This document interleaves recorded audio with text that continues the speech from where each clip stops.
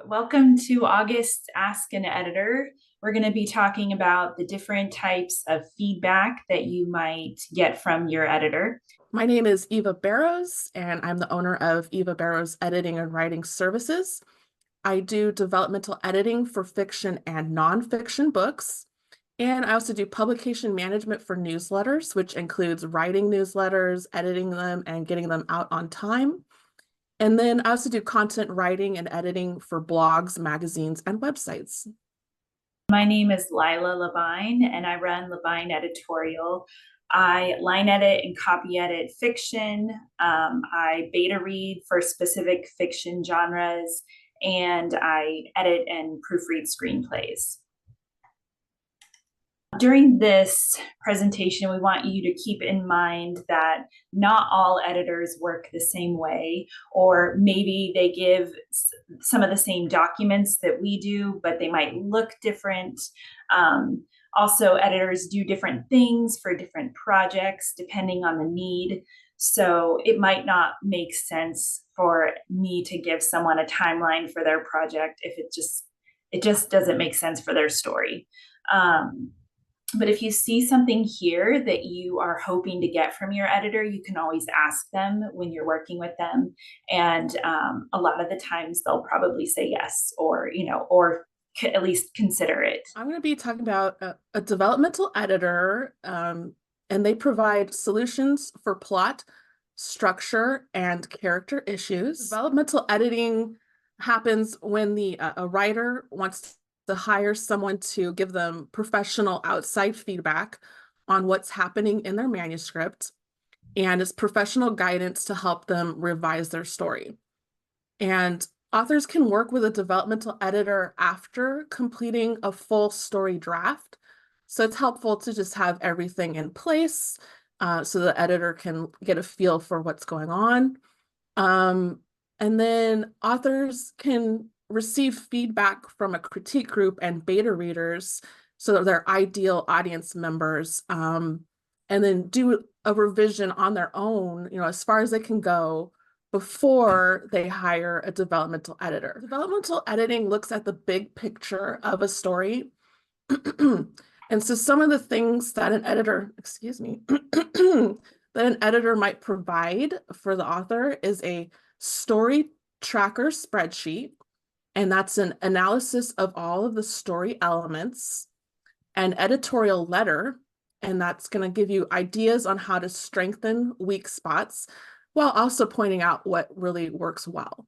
And then this is something that's classic, what you would, really assume is going to happen is manuscript edits. So this is going to be where things are flagged in the manuscript itself, and then the editor will provide possible solutions and suggestions. And then a packet of craft materials. So that means like a folder full of resources to help the author develop their writing skills. And then at the end of the process, the author and editor will usually meet, whether that's online or in person, and just talk about what the editor found and answer any of the questions the author has, and then help them, jumpstart their revision. So the thing that I'm going to spend a lot of time talking about is called a story tracking spreadsheet. The spreadsheet for me is the most powerful diagnostic tool that I have as a developmental editor. And the spreadsheet reveals facts. So it's not my opinion on your story. It's telling you what is actually there and what is not there. And it's tracking all of the elements of a story. And then it makes the author and the editor think about the story in an analytical way. And then, so just to scare you, this is a sample of so this is an empty, incomplete story tracking spreadsheet. It has 28 columns. So that's 28 different things you're looking for in every scene that you have in your story. So if you have 64 scenes, you're going to have 64 rows filled with 28 different things. So this is just to give you an idea of what it looks like before it gets filled out. So the story tracker is also called a book map. So you might have heard the term book map or reverse outline. Um, so authors can use a story tracker as they write. They can use it after they have a draft, or they can hire an editor to do it for them, or you could do it both ways. You can have the editor do it and the writer do it and then compare, like maybe the editor thinks the point of a scene is something that the author thought it was something else. So then you'll have to figure out, well, what's the point of that scene really? So if an author is struggling as they write their story and are not sure what's wrong, creating a book map will reveal what the weaknesses are. So plotting after you start writing, or plotting as you go, and then pre-plotting. So, so just basically at any point you can start using the tracker and you can see what's happening at a glance. Just to let you know, the Story Grid is a book and website by Sean Coyne.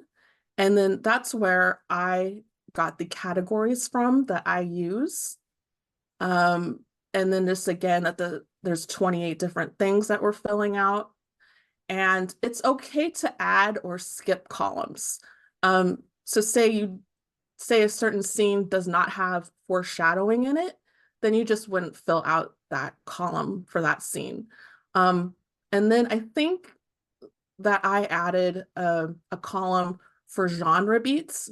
So if you wanted to track your romantic, your romance novel, you wanted to make sure everything is in there, then you can add a column for, just noting where the meet cute happens and where the lovers have their first kiss and so on. So just you can customize it.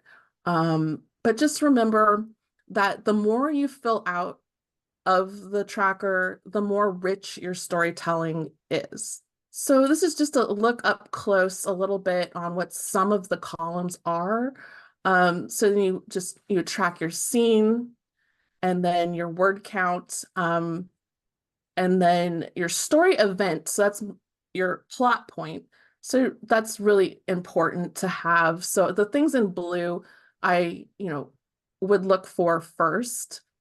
And then you can either fill the story grid out all at once and just kind of concentrate on the basic structure of your scenes and then come back and look at character, or you could do it all at one time. So how Story Grid helps authors revise. So if that column cannot be filled out, that reveals a story weakness and where to focus during revision. So like I said, sometimes the scene might not need foreshadowing included, but if you can't say what the main event is, then you're going to need to think about that. The story grid asks you to identify whether each scene has all the elements it needs, if the scene should be revised, if it should be cut, should it be combined and moved somewhere else? So what's being tracked? So we're going to track the structure of the story. So that's how many chapters and scenes and words, the purpose and story function of each scene, the logistics of each scene, the time span, where and when it takes place, character mix, who are active and inactive characters, world building layers, point of view, character development. So what are the main characters' goals and motivations, their internal and external conflicts, and what's at stake for them in each scene? So this is just a sample of something I'm working on. I filled this out for my first chapter. I have 3 scenes in my chapter. And then I did have symbolism. So not all scenes would have symbolism, but some do. And then, so a lot of it's on characters. So what's the goal and motivation, the internal conflict, external conflict, and then why is this scene important for that character. So this is just to show you kind of what it looks like if you filled it out. So tracking fiction versus nonfiction. So nonfiction has a simpler tracking process. There's fewer things to keep track of. Just to let you know, memoir is treated like fiction because it has character development and scene building, but things like a self-help guide or a workbook, you can a lot of times use the chapter titles as a quick little outline. So then in nonfiction, we're looking at, are the chapters in the right order? Is there a hook or interest to capture the reader's attention? What are the key points of the chapter? And then usually the author will have some stories that are illustrating the idea of the chapter. And then are those stories in the right place? Sometimes they're not in the right place. You might want to move it to somewhere where that would make more of an impact. And then is there a satisfying wrap up at the end of the chapter that kind of leads to the next thing? And then I like to make sure that the chapters all have the same structure. And then keeping chapters about the same length. If a chapter is really long, maybe it has 2 topics and should be split up into 2 different chapters. And then what can be identified by tracking fiction? So I'm back at fiction now, and what we could find is, again, chapter length. I've found a chapter that went on and on and on, and it was really 3 chapters. And you can see that when you're looking at the scenes, you're like, well, do these scenes all fit in 1 chapter, or should they be broken up into 3 chapters?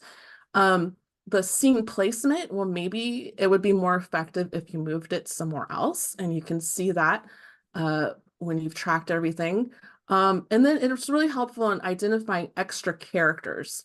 So you might have several characters who are doing the same kind of thing. So maybe they could all just be turned into 1 character, and that'll make it easier for all around. Story event. Are the scenes moving the story forward? So again, that's the plotting. And then character development, as you track the main character, are they changing as they struggle to get what they want? And you can see that on the spreadsheet. Story tracking reveals all of this and more at a glance. So now I'm moving on to another topic, which is manuscript markup. So, and then the story tracking spreadsheet coordinates with the in-text comments and inline edits and suggested text moves. So you can see, like if there's foreshadowing is missing, maybe there'll be a comment that says maybe you could add foreshadowing right here. So you can look for that in the manuscript itself. The editor demonstrates how the author can think through the story revision within the scene itself.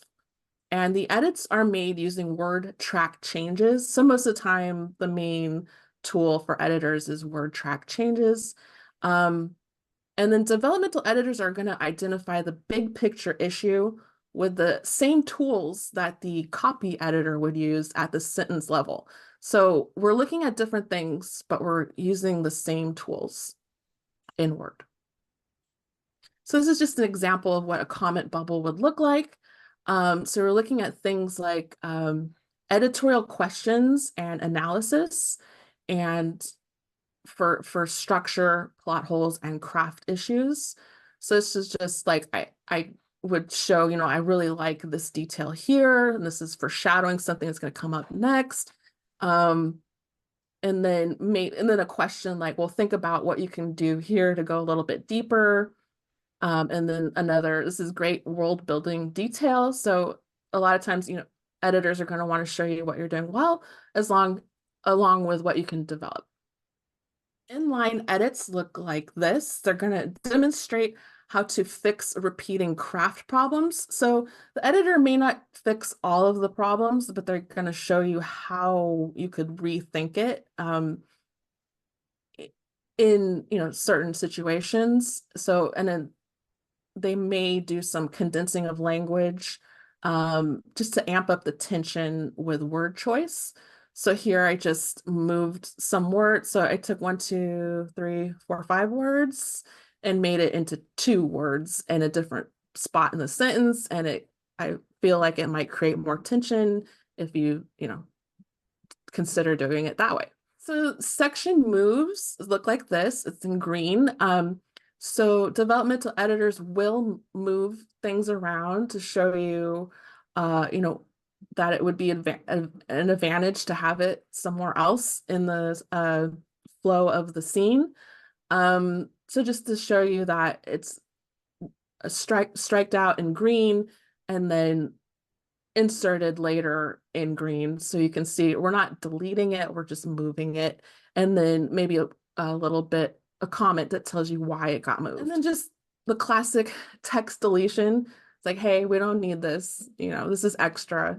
And then just so sometimes they'll have a comment bubble and sometimes not, just telling you, why they suggest taking it out. An editorial letter. So depending on how long the manuscript is, expect somewhere between 3 to 7 pages for nonfiction and 10 to 20 pages for fiction. The editor is going to talk about the repeating problems that come up and then solutions. And then, so if you have a long fiction novel, a lot of times the editor will look at chapter summaries with development notes. So if they've done the spreadsheet, it's really easy to go look at the chapter and then pose questions about, how it fits in with the other chapters, what loose ends there are. Sometimes there's, what do you call it, plot holes and things like that, and they'll talk about it there. And then again, just identifying what you did really well as an author. And then if something doesn't work, they'll provide those potential solutions and suggestions. Documents on craft. So this is an outside guidance on how to develop story craft issues identified in the manuscript. So it's going to be a lot of times a digital folder. So just a folder or just attachments on an email, just sharing articles, blog posts, excerpts from books, maybe the names of craft books that could really help in certain areas, links to videos and websites that look at specific ways to improve your writing. And things I've looked at with authors before would be like adding heat to romance scenes. I have a great book on that I can suggest. And then consistent use of point of view that makes sense for the story. So identifying because sometimes point of view might fluctuate. So maybe, identifying which would really work well for this story and kind of talking it through, why you should stick with this through the whole thing. And maybe ideas on dialogue, writing practice. And then my delivery process. So as a developmental editor, I want to discuss the feedback package with the author. For short manuscripts, I may release the edits before I meet with the author. So these projects might include that editorial letter and comments and edits made in the manuscript. So I feel like, the author can, look at it without me. But if it's a full-length novel, I may just hold off on handing it over until we have that meeting, because that spreadsheet, I think you might agree, it could be very overwhelming to look at. And I had an author tell me that they just didn't even look at it because it was so it was like over their head. So I want them to use it. I want them to feel comfortable with it. And that's why I would want to talk with them during the actual meeting about that feedback. So I'm going to talk about my end of things, which is line editing and copy editing. I'm going to be focusing on copy editing because that's more common, but it kind of applies. So a copy editor is there to make your manuscript easy to read. I mean, and no matter how easy it is to read already, they're there to make it that much better. Remember, spelling and punctuation errors, incorrectly or inconsistently spelled proper nouns, timeline inconsistencies, or changes in the way a character or setting is described. You know, if a character's eyes change from green to brown halfway through, I will hopefully find that. And like I said, awkward sentences or sentences that could be misread, and then cutting that repetition, finding any minor factual errors, and potentially harmful language. So to do that, we use a dictionary, obviously. I always use Merriam-Webster, but some editors also will use the Oxford English Dictionary. And then there are style guides, which are basically like big books full of rules on how things will be styled, or whether the serial comma will be used.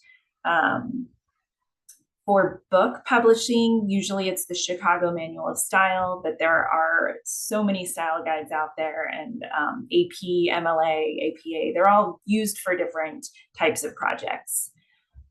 If you're writing a book, though, your copy editor will most likely be using Chicago.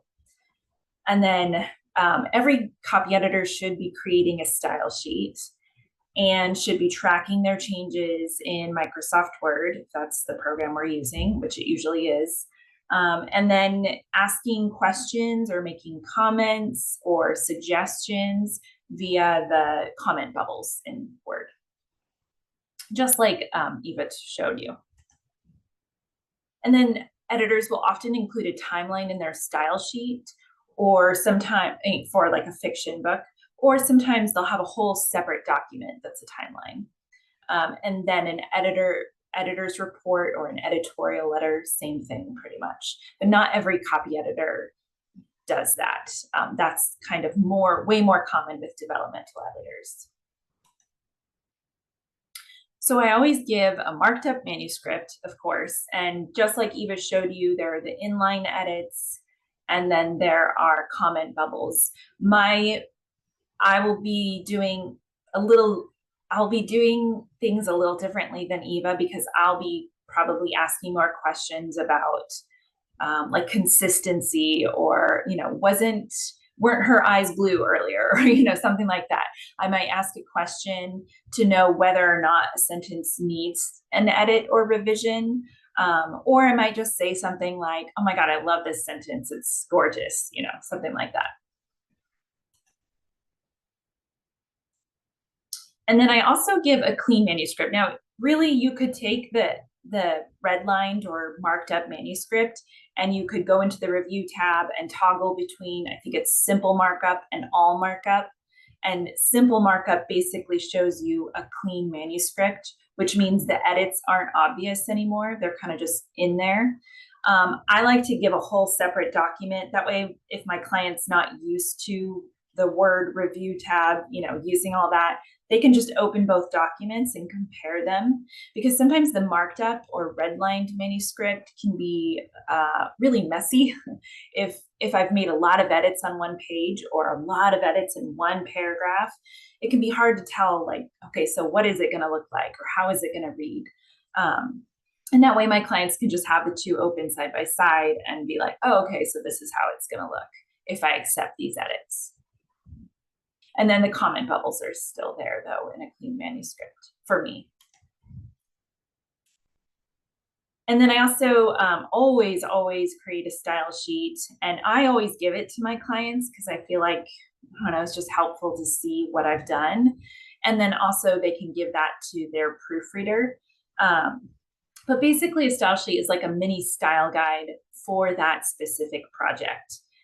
We create a style sheet so that we can keep track of things: spelling preferences, character names and their descriptions, setting and their descriptions, capitalization preferences, punctuation, story-specific vocabulary. Basically, I'm keeping track of everything. And that's mostly so that I can find inconsistencies, where things have changed or where things aren't, there's contradictions and it doesn't make sense. But also things like keeping track of, how does the author want to format signs? Do they want to put quotation marks around, like, don't walk, or do they want to just have it in italics? Or, you know, there are rules for that in the Chicago Manual of Style, but you can also an author can have their own preferences, and I'll just mark it on the style sheet and make sure it's done that way every time.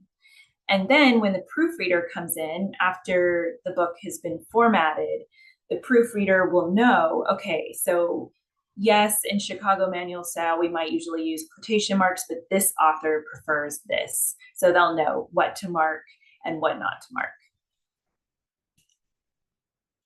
So this is an example of one of my style sheets. I've blurred out the important info because this is an actual style sheet. This was an epistolary novel, so told in letters. And so there's a lot of like, I wanted to format all the addresses the same way, or so in styles, I did that in word styles, and then I marked it. It's just for me, basically, these notes are, but like I said, I just like to give it to the client so they can see what I've done. So punctuation, abbreviations, numbers, typography, like I said, how things are going to look, descriptions of each of the characters. Oh, I also wanted to point out, so every change that your editor makes should be marked in those tracked changes. Sometimes there will be silent changes like getting rid of extra spaces or changing the straight quotes to the curly or smart quotes. If we tracked those and those showed up, it would look really, really messy and be very hard to see. So that's what we call a silent change. And your editor should be marking that on their style sheet. These are the silent changes I made. And then I'll have a word list because sometimes things can be spelled differently or capitalized or not capitalized according to the author's preference, or story specific vocabulary. So especially for like sci-fi or fantasy, that you can have all sorts of like made up words, and I want to make sure they're spelled right consistently throughout the whole manuscript. And then for really complex timelines where there's like lots of flashbacks or jumps in time, I like to create a whole separate document that's just the timeline. Timelines can be formatted just like you have categories like day one, and then the bullet points would be like the events that happened that day, or September 2021, and then the events. Or they can be in like a calendar format, which is what I like to do because I'm kind of visual that way. It makes it a lot easier for me. So this is what mine looks like.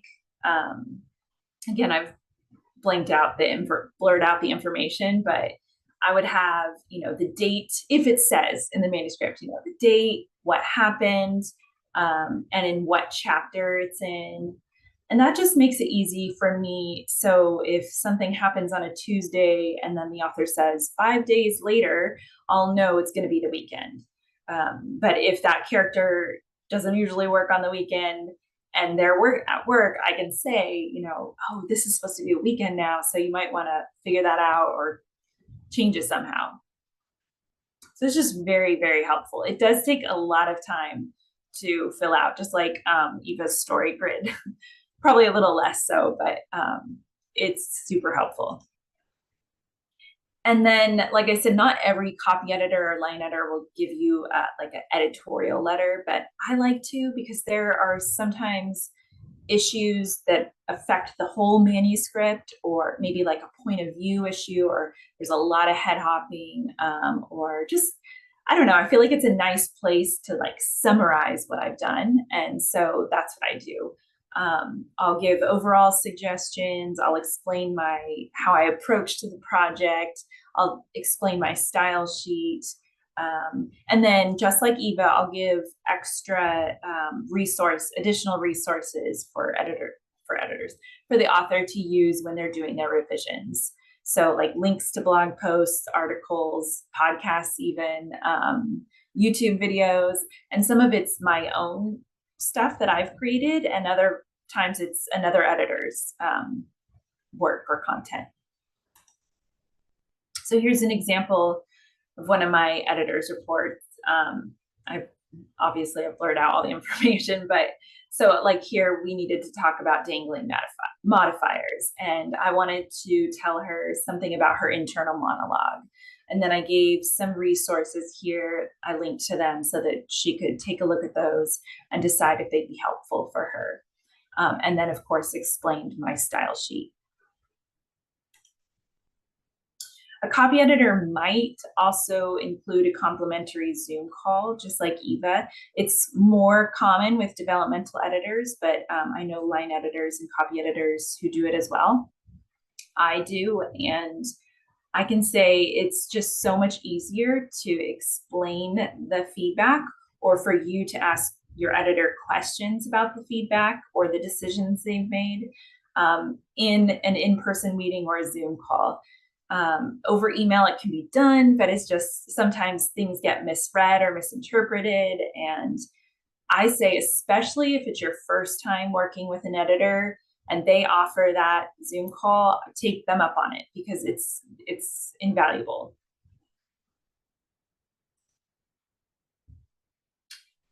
Because editors don't want authors to misinterpret their feedback. Like I said, we don't want you to give up if you're overwhelmed, just like Eva's client who didn't even want to look at the story grid or I forget what you called it. And yeah, so we want to like provide as much help as possible. We don't want you also to implement the feedback the wrong way. So if you misunderstand one of my suggestions and then you change it and it's worse or the same, I'm going to feel really bad about that. So because as much as I try to clearly write out my suggestions or edits, and as much as I'm trying to be like super polite and just polite, sometimes things can still get misinterpreted. And we don't want you to spend your money and then not use the feedback or not get the full benefit of the help that we've given you.